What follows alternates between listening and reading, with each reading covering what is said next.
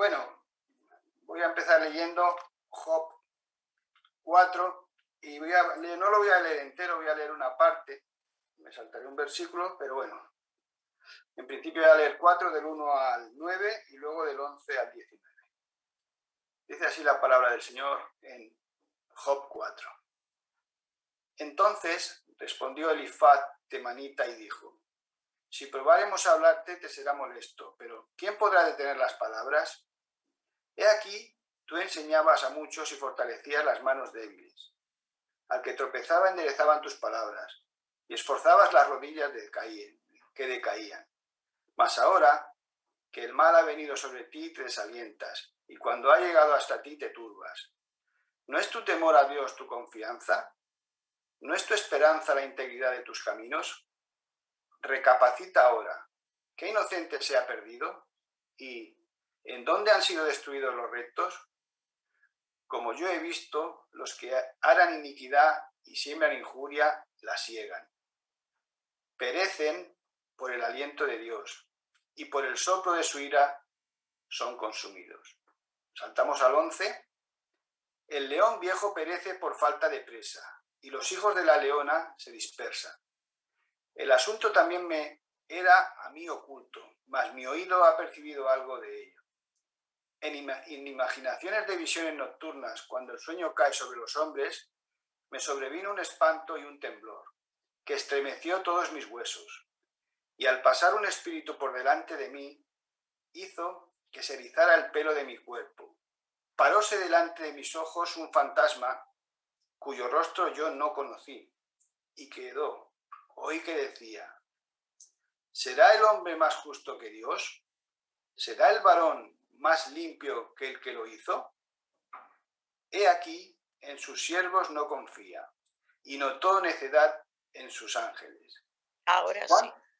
¿Cuánto más en los que habitan en casas de barro, cuyos cimientos están en el polvo y que serán quebrantados por la polilla?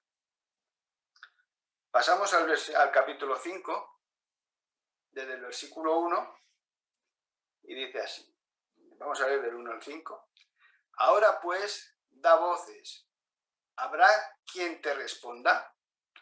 ¿Y a cuál de los santos te volverás? Es cierto que al necio lo mata la ira, y al codicioso lo consume la envidia. Yo he visto al necio que echaba raíces, y en la misma hora maldije su habitación. Sus hijos estarán lejos de la seguridad, en la puerta serán quebrantados, y no habrá quien los libre. Su mies comerán los hambrientos, y los sacarán de entre los espinos, y los sedientos beberán su hacienda. Saltamos al 8. Ciertamente yo buscaría a Dios, y encomendaría a él mi causa, el cual hace cosas grandes e inescrutables, y maravillas sin número, que da la lluvia sobre la faz de la tierra, y envía las aguas sobre los campos, que pone a los humildes en altura, y a los enlutados levanta seguridad. Saltamos al 17. He aquí, bienaventurado es el hombre a quien Dios castiga.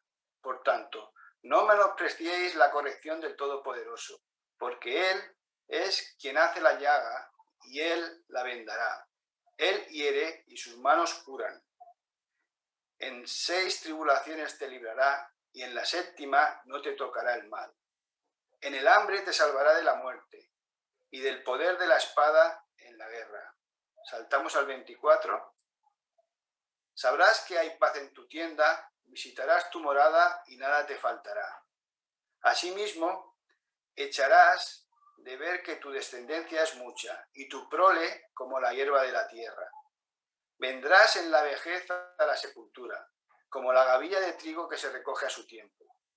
He aquí lo que hemos inquirido, lo cual es así, óyelo y conócelo tú para tu provecho. Que el Señor bendiga su palabra, y ahora será Silvia la que nos hablará de Job.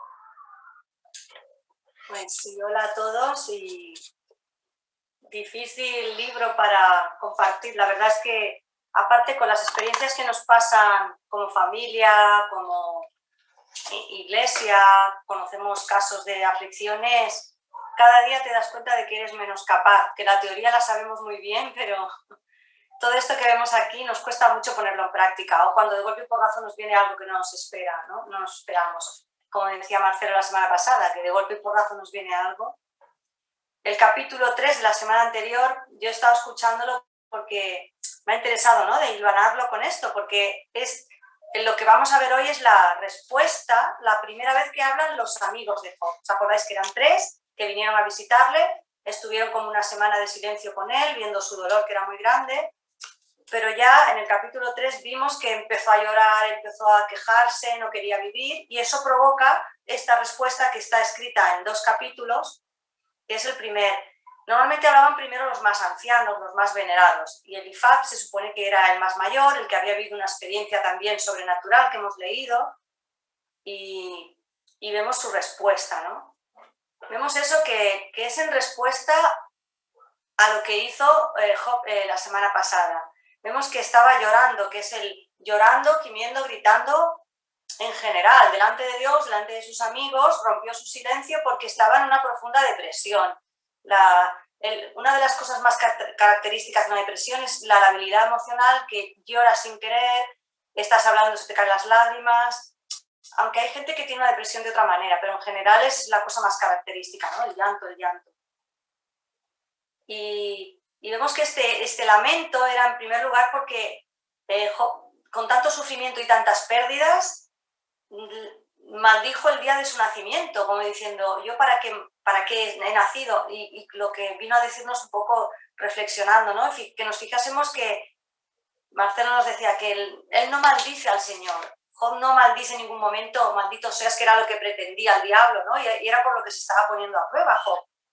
No maldice a Dios, no ve despropósito en Dios, pero sí que no ve sentido a su vida y no maldice al Señor.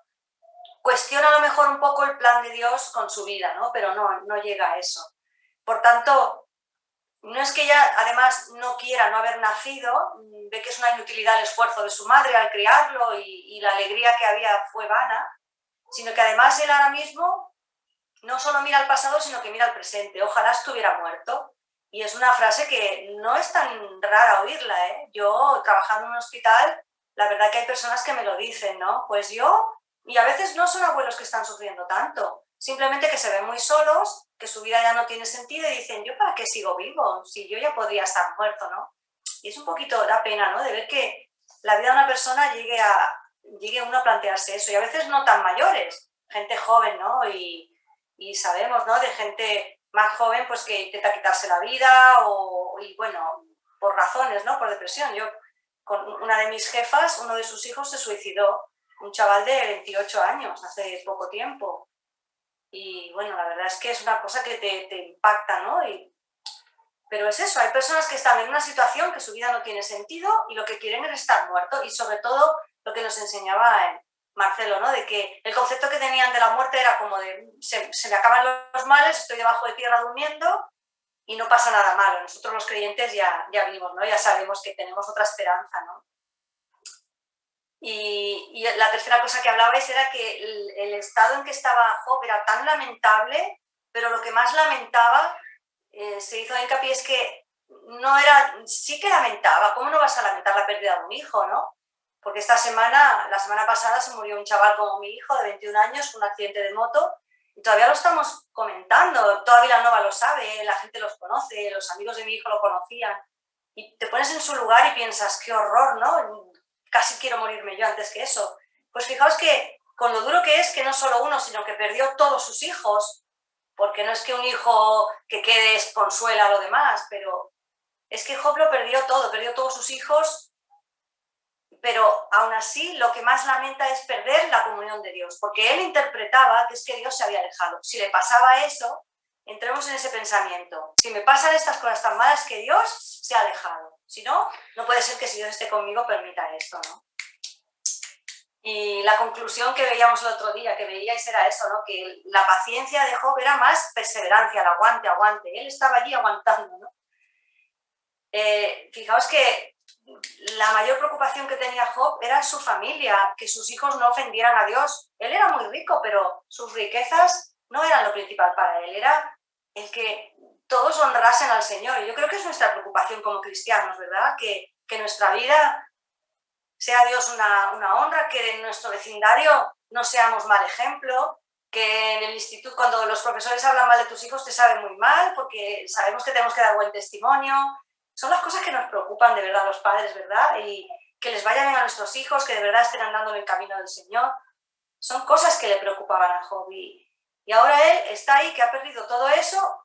Si para él lo principal en la vida era cuidar de su familia, de sus hijos, y ahora no tiene eso, si Dios se aleja de él, ¿ya para qué quería vivir? No tenía sentido su vida. Y encima estaba haciendo cosas que no quería, comiendo cosas que no quería, no había medicinas para él. Y más adelante veremos, ¿no?, que la respuesta al consuelo que le daban sus amigos, que fue un consuelo vano, era: ¿qué estáis hablando conmigo si yo estoy desesperado, ¿no? Aborreció su vida. Lo vuelve a repetir en el capítulo 17, aborrezco mi vida. Es una cosa recurrente, ¿no?, que le costó, no sabemos si semanas, meses, pero días, yo creo que le costó meses, ¿no? Pues en medio de este dolor es muy fácil, ¿no? Nosotros aquí sentados en casa en la teoría de acusar: oh, qué mal lo hicieron sus amigos, qué mal, os están hurgando en la herida, ¿no?, de esta persona. Pero yo es que si uno empieza a analizarse uno mismo, yo en semanas atrás, o a veces haces un comentario de un familiar, de un amigo, de un conocido, y a veces te das cuenta que es muy fácil caer en esto. A lo mejor no tan descarado, pero a veces nos creemos con saberlo todo y juzgamos por qué le ha pasado a alguien algo. No sé, no es tan fácil, ¿eh?, escaparse de esta actitud.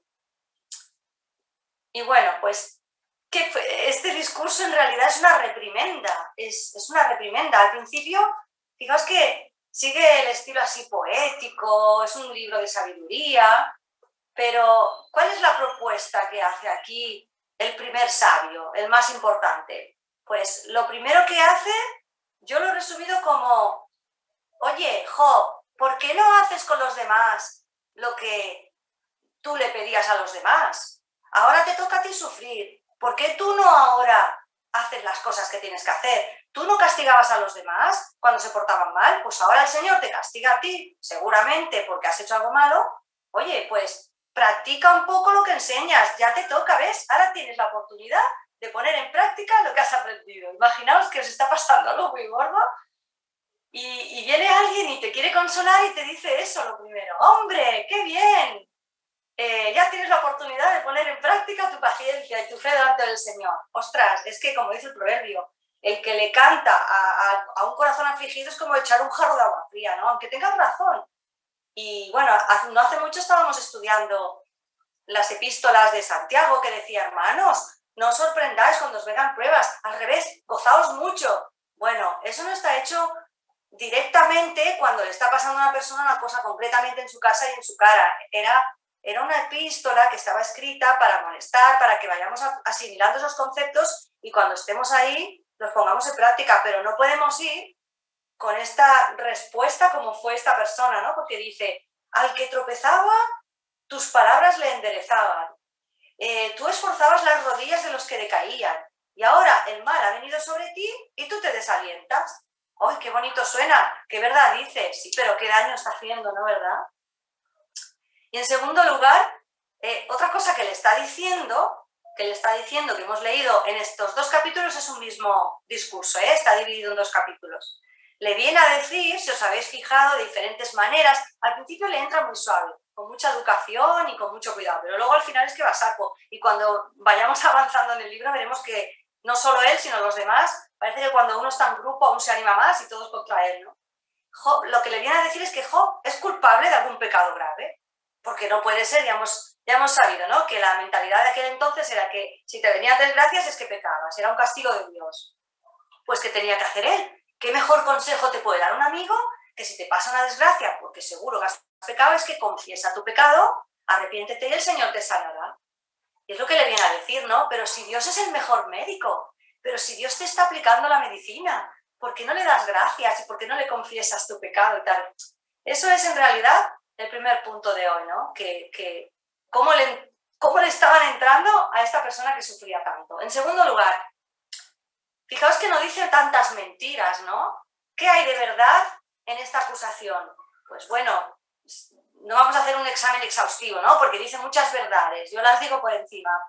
Y la verdad es que hay cosas que sí, que son ciertas, que en el resto de la Biblia, incluso en el Nuevo Testamento, se corroboran, ¿no? Que normalmente el que siembra iniquidad ciega juicio, eso lo dicen los proverbios, lo hemos estado estudiando, lo vemos en la vida práctica, ¿no? Hoy lo hablábamos, ¿no? En esta vida no hemos venido a sufrir solamente, pero es verdad que el que lleva una mala vida es normal que le vengan más problemas, ¿no? Entonces el intento que tenía Elifaz, ¿no? Por ejemplo, en el versículo 10 y el 11, de demostrar que es que a ti te está pasando lo que a los malos, que los malos experimentan calamidades, igual que incluso un león, te pone el ejemplo de un león. Un león es muy fuerte, pero al león también le vienen necesidades. A lo mejor tú te pensabas fuerte como un león, pero al final te viene una derrota, te viene un castigo, te viene el hambre. Del 12 al 16 dice, ahora le empieza a hablar como de claro, este primer consejero sabio se ve que vivió, narra aquí una experiencia sobrenatural, se ve que tuvo una visión, el Señor, no vamos a decir que fue mentira, no vamos a cuestionarla, posiblemente la tuvo. Y a veces pasa eso un poco con los creyentes, ¿no? Que tenemos un conocimiento, una experiencia, la vivimos con el Señor y pensamos que esa experiencia ya se la podemos aplicar a cualquiera. Pues Él va con toda su esto y dice, pues yo he aprendido una lección de la vida, he tenido una revelación del Señor y ahora vengo aquí y te la demuestro. Y como además yo lo he visto, pues la conclusión es que tú no puedes ser más justo que Dios. Así que Dios te está castigando. Así que es lo que le viene un poco a decir, ¿no? Que en el capítulo 5 le vuelve a repetir la idea, ¿no? El necio y el pecador cosechan fatalidad y fijaos cómo mete el dedo en la llaga y ya se mete con su familia, porque ya empieza a describir cosas que son las que les ha pasado a su familia. Dice, al pecador le vienen cosas malas a su familia. Ostras, le está recordando que sus 10 hijos se han muerto, que sus trabajadores han muerto. Del 9 al 16, en el capítulo 5, para un poco adornar y justificar su discurso, vuelve a hablar de la soberanía y la grandeza de Dios.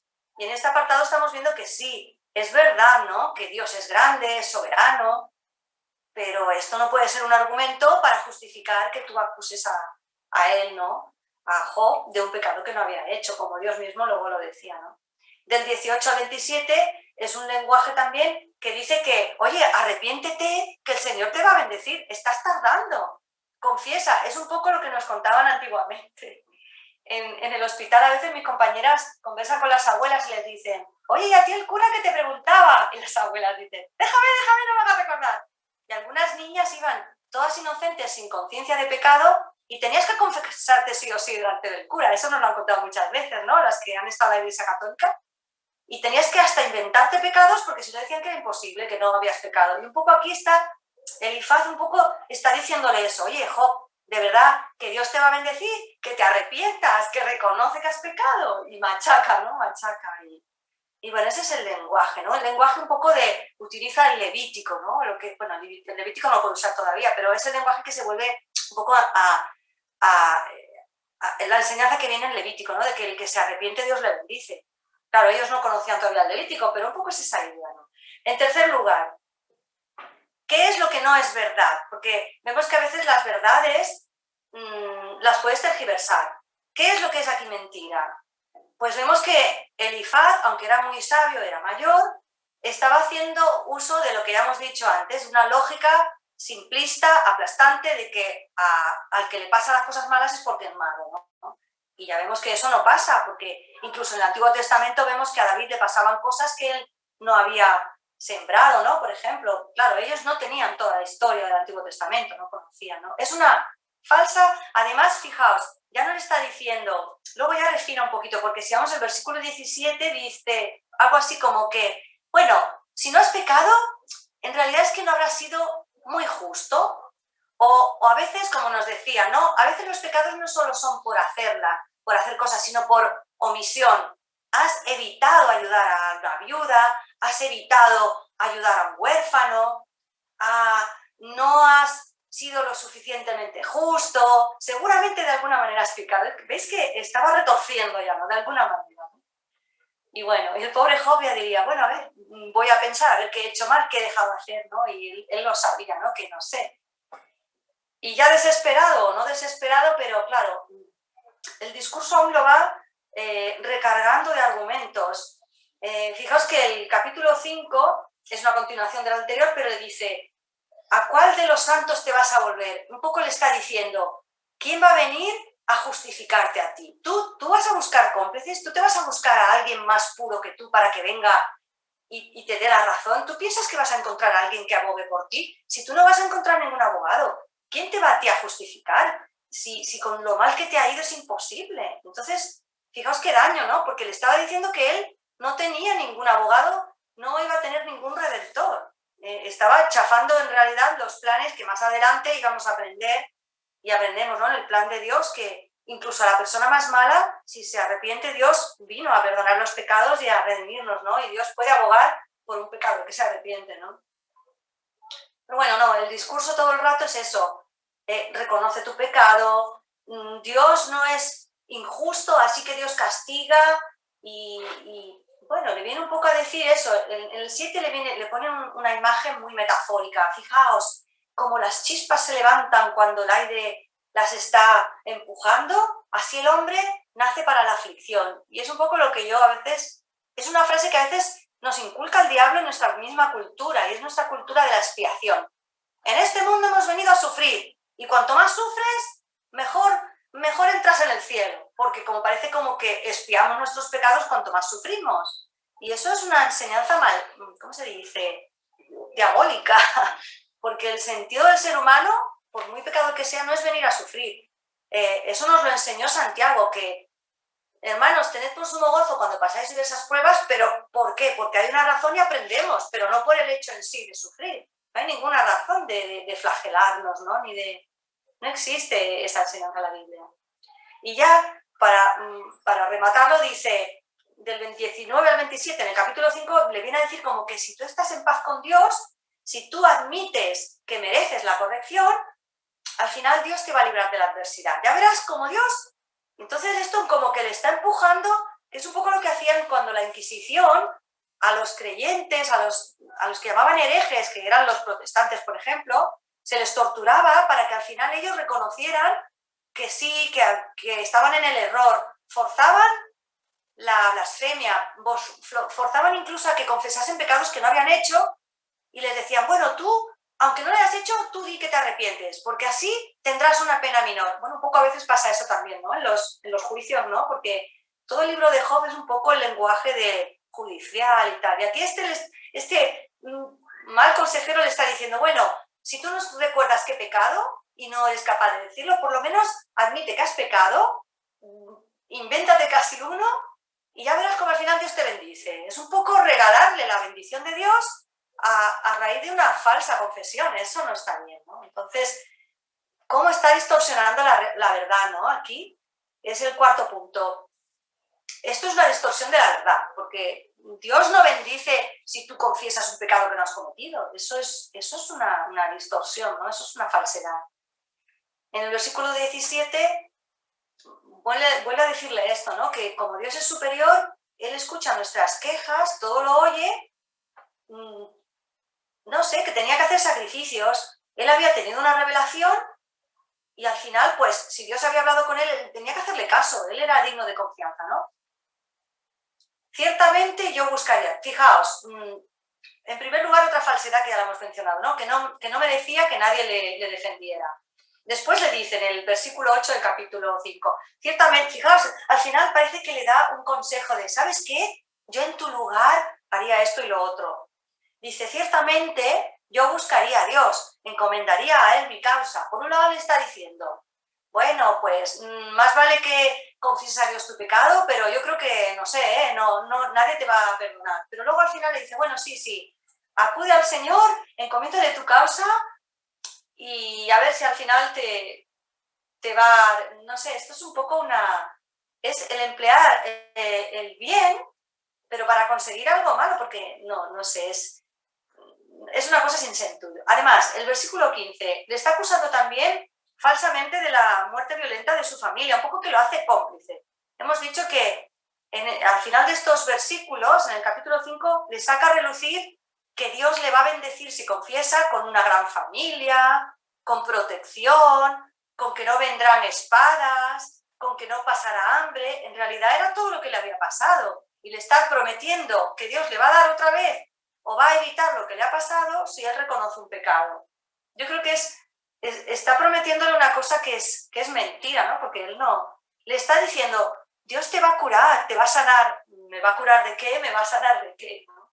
Dios le está engañando porque le está diciendo, bueno, tú reconoce, Dios te va a dar otra vez una gran familia. De hecho, sabemos que al final Dios lo restauró, le dio una gran familia, pero no fue porque Job reconociera un pecado concreto. No, al final Dios podía haber dejado a Job como estaba, lo podía haber sanado y ya está, y no haberle dado más. Dios quiso bendecir al final a Job porque quiso, no porque se lo mereciera. Con que lo hubiese sanado ya hubiese estado bien, ¿no? A lo mejor ya está tranquilo, ya pasó mi vida. O sea que la bendición de Dios no es porque nos la merezcamos, ni Job, ni nosotros, ni nadie, sino porque están en los designios de Dios.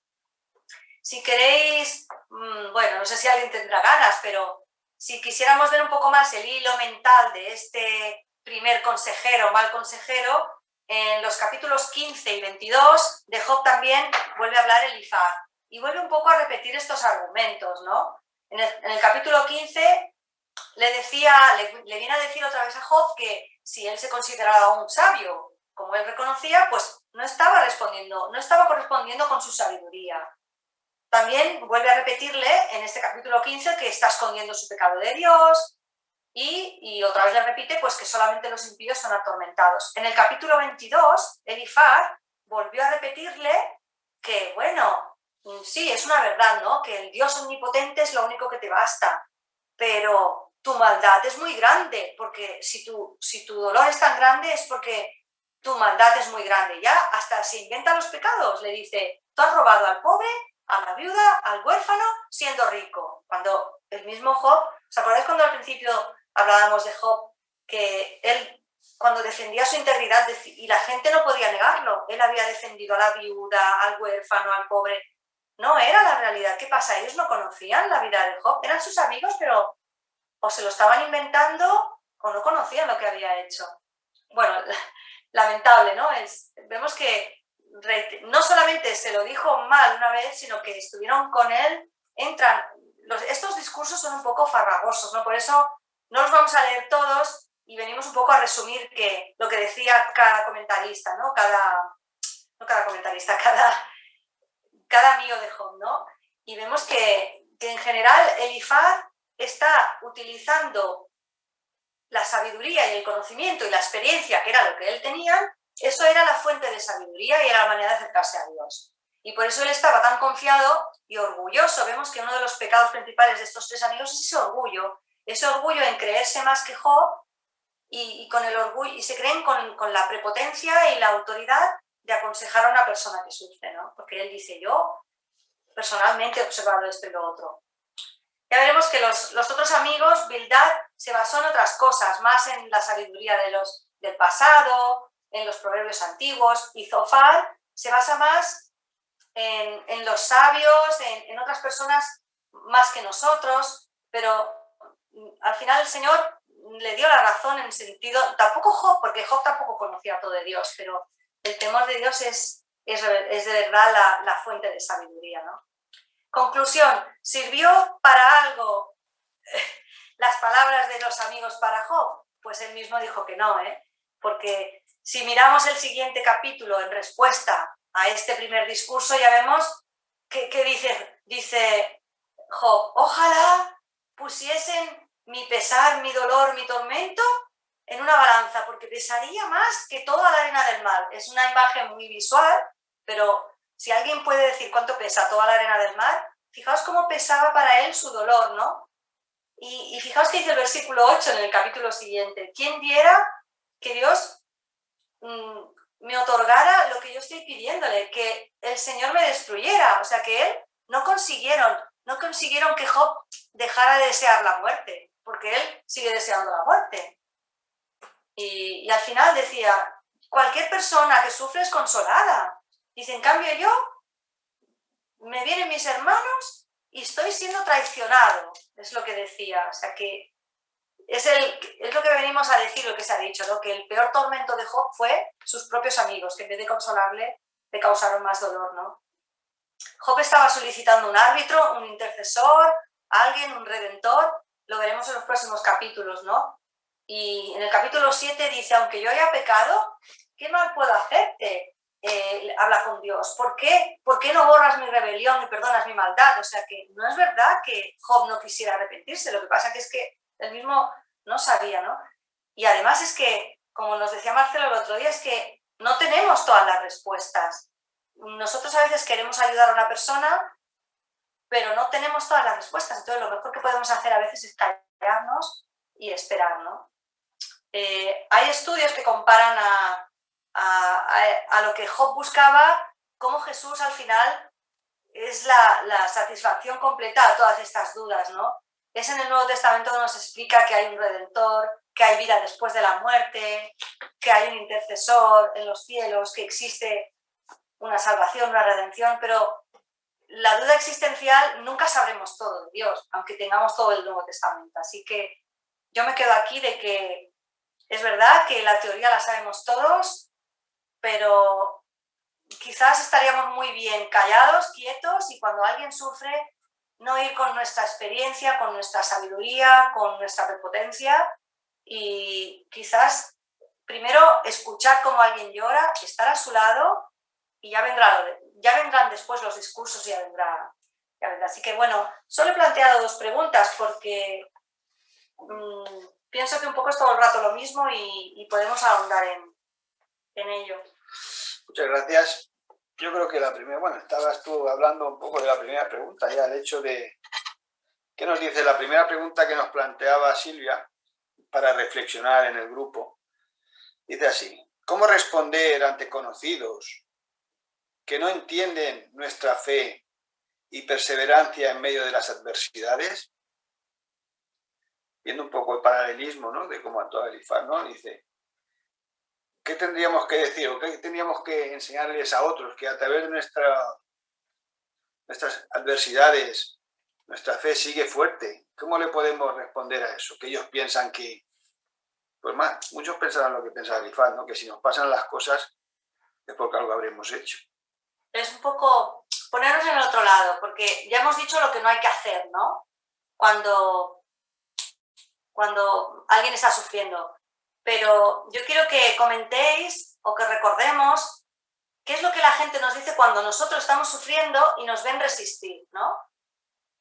¿Qué explicación nos piden? O, oye, ¿cómo aguantas tú eso?